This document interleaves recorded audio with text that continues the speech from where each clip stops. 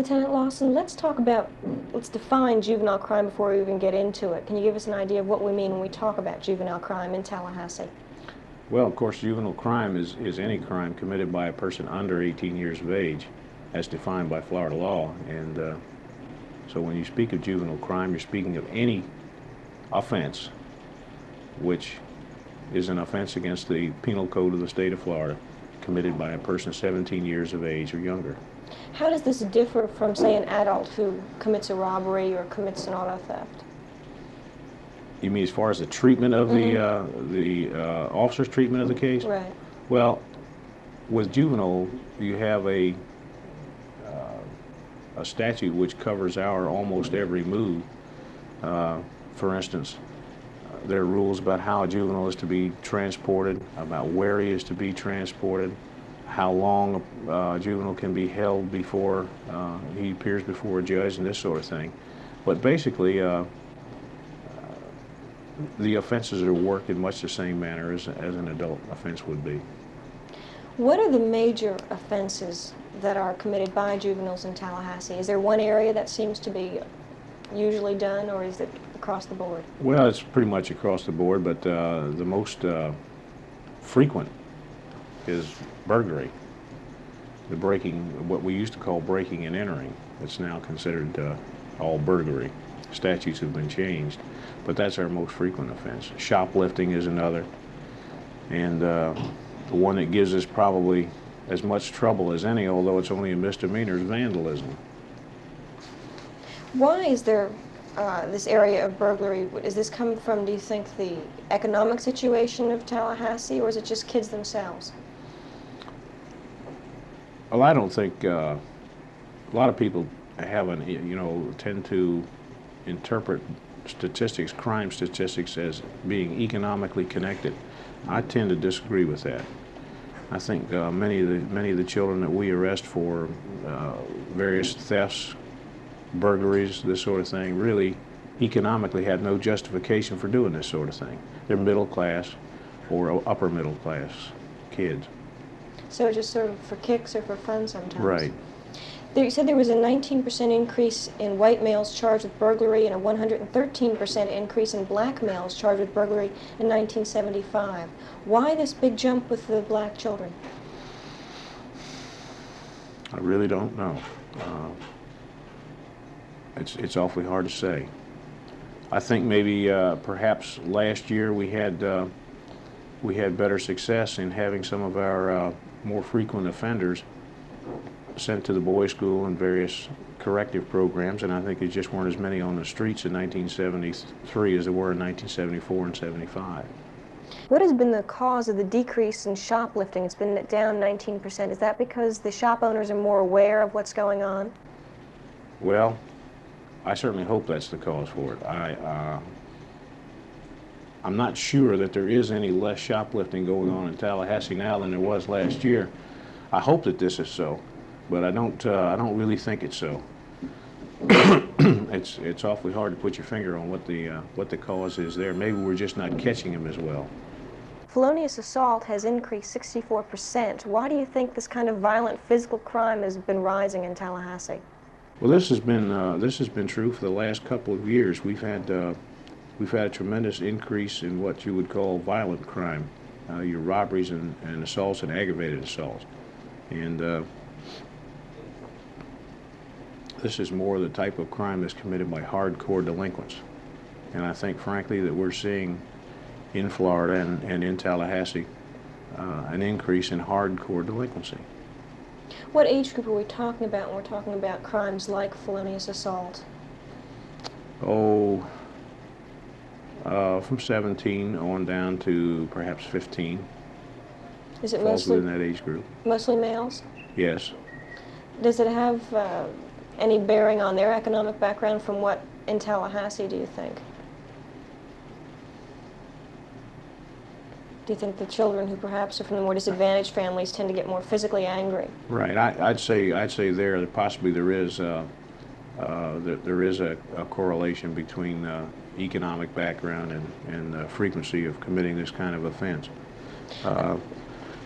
Some of your disadvantaged peoples, I think, parents in raising children tend to not emphasize discipline, self-discipline, as much as perhaps your upper middle class people would. And so therefore when things get tight and passions run high, they simply act out in whatever manner seems appropriate to them at the time without thinking about the consequences. I think that's the reason for it. Is vandalism an angry act also? Well, some of it is. I think a good portion of the vandalism is done for kicks. A lot of it's done for kicks. And some of it was kind of bizarre. For instance, we had one street, a group of about 2 or 3 streets in town that were experiencing a lot of vandalism, where children would drive automobiles and motorcycles up in people's yards and you know, cut eights, figure eights, and do donuts and wheelies and just tear up the yard. And you know, here's somebody who's worked hard to build a nice yard, you know, and here's some clown out there with his Volkswagen, you know, running over the azalea bushes and making big circular holes in the ground and so forth. And we worked on it and worked on it. And one person in particular was a victim 3 different times, this kind of thing. And we worked on it for, I guess, about 2 weeks. Just almost constantly, had one man almost constantly in that area interviewing people and trying to put a stop to this type of activity. And when he finally solved it, he found that it was a game involving the neighborhood children. And the daughter of the 3-time victim herself had mowed, as they call it, several of these other people's yards, and of course they were just retaliating.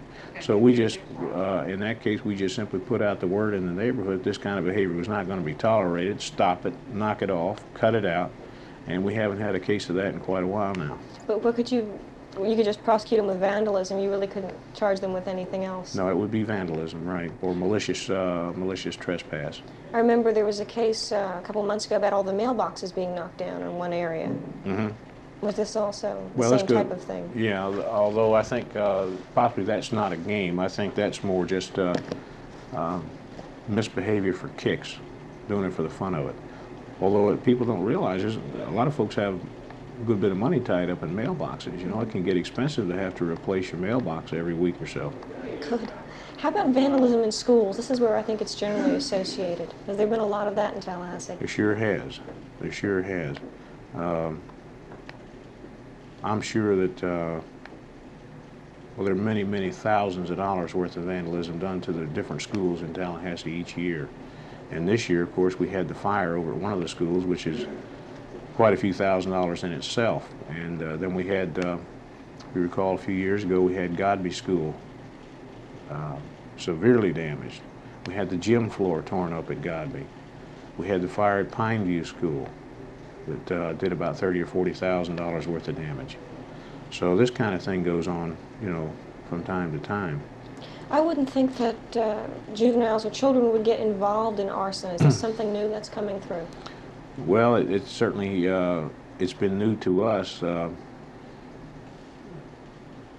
Pineview School was the first case of juvenile arson that I've been involved in. And this, of course, was some 4 or 5 years ago. Since that time, we've had quite a bit of it.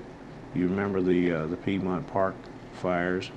There were some, I think, about 10 fires in residences out there in Piedmont Park, and they were all set by a juvenile.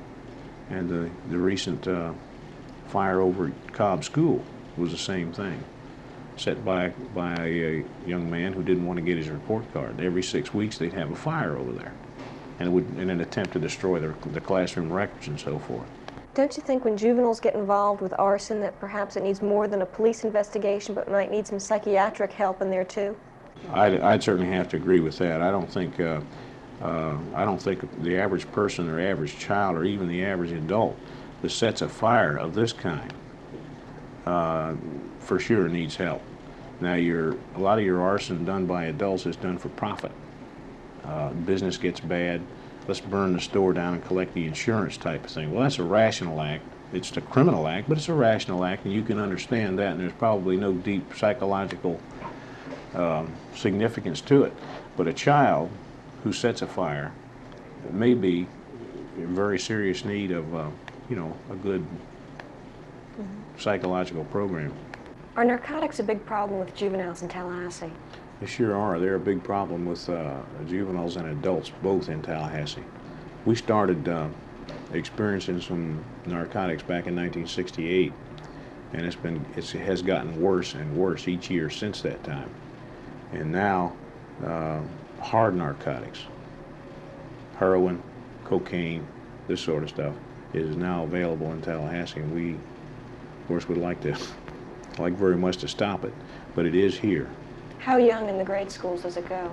Well, the youngest person that this department has ever charged with sale and possession is 12 years old.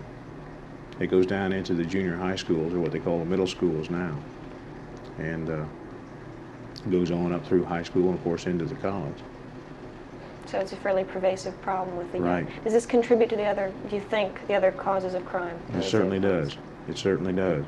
And as in other cities, we're experiencing now people with, you know, large habits are now going into robbery, burglary, ripping off cars, this sort of thing, to supplement their income so they can afford their habit, and breaking into drugstores, this sort of thing. One final question. What do you see the outlook for next year with juveniles and crime? Do you feel that everything will increase, or are you going to work to decrease? Well, I look for, you know, it's hard to say. We're getting to the place now where, in order to reduce statistics and quote decrease crime, we're beginning to legalize everything.